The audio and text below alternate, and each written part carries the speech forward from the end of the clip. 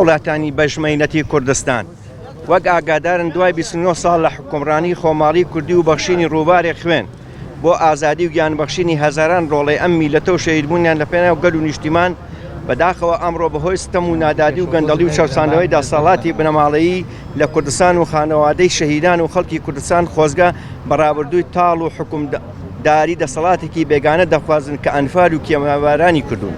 دوای نۆ کابینە یەک لە دوای یەک ژیانی خەڵکی سەختتر دەبێت، کاربەدەسان و نەوەکانیان دەوڵەمەندتر و زاڵمتر دەبن. ئەم زڵم و ستەمە و شکستێنانە لە حکومڕانی پێمان دەڵێت ئەم دەسەڵاتدارانە کاتی گۆڕینیان هاتووە.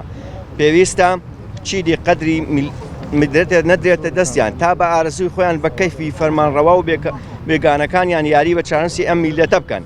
بەڕێزان، کابینەی نۆیەم کە بناو کابینەی چاکسازی بوو، بەداخەوە لە سایە ئەم کابینەدا ژیان تەواو ئەستەم بوو، موچە بوو بە خەون و لێدزین کرا بە دەستکەوت و ئازادیەکان بە تەواوی بەرتەس کراونەتەوە و شارەکان کران بە سەربازگە و پەرلەمان بوو بە بارگای حزبی بە فەرمانی بنەماڵەکان دەڕوات بەڕێوە. بە یاسا شەڕی نێوخۆیی قەدەغ کرد و بەڵام ناتوانێت ڕێگری بکات لە ماڵوێرانیەکی تر کە خەریکە بەرۆکمان دەگرێتەوە بەهۆی پاوانخوازی و دەسەڵاتی بنەماڵیەوە. بۆیە لە سۆنگەی هەستکردنمان بە بەرپرسیارەتی داوا دەکەین: یەک، چارەنووسی سەرجەم زیندانیان و داواکاری مافی ئازادی لە شاری دۆک و دیاری بکرێت و ئازاد بکرێت چیدی ڕفاندن و دەستگیرکردنی نامرۆڤانەی و لەو شێوەیە دووبارە نەکرێتەوە، بەرامبەر بە هاونیشتیمان و ئازادی خوازان و سیناریۆی قزەوەنیان بۆ دروست نەکرێت. دوو، چیدی موچە و قوتی موچەخۆران تێکەڵ بە ملانی سیاسی نەکرێت، لە کاتی خۆی دابدرێ و کواتی بهێنرێت بە دزینی موچە، کۆتایی بهێنرێت بە دزینی موچە. ئەگەر موچەتان پێ دابین ناکرێت، ئەوا لیستی ڕاستەقینەی موچەخۆران بێ بن دیوار و سێبەرەکانتان بنە حکوومەتی ناوەند و ڕێکەوتنی شەفاف لەگەڵ بەغدا بکەن. لێگەڕێن با موچەخۆران موچەکانیان ڕاستەوخۆ لە ڕێگەی کارتی بانکەوە لە بەغدا وەرگرن، وەک چۆن سەرۆک کۆمار و وەزیرەکان و سەرۆک حزبەکان و بلەشکرێک لە پاسەوان و ڕاوێژکارەوە لەوێ مانگانە بێ لێ دزین موچە وەردەگرن.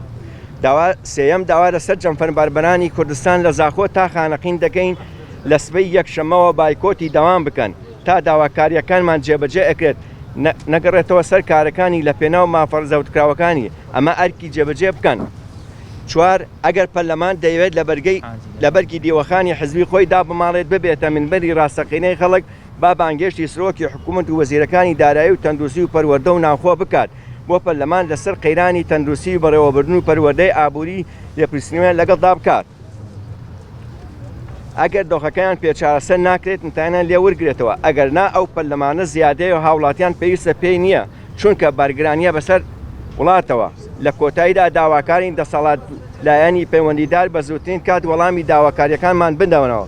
ئەگەر وەڵاممان نەدەنەوە، ئەوە بە هەماهەنگی لەگەڵ سەرجەم تەستە و گروپ و ئەنجومەن و چین و توێژەکان و جیاوازەکانی کۆمەلگا فشار و ناڕزایەتەکان لە هەموو شار و شارۆچەکان دەست پێ دەکەینەوە و بە تایبەت دەیگوازینەوە بۆ هەولێری پایتەخت و بەردەم پەرلەمان و ئەنجومەنی وەزیران.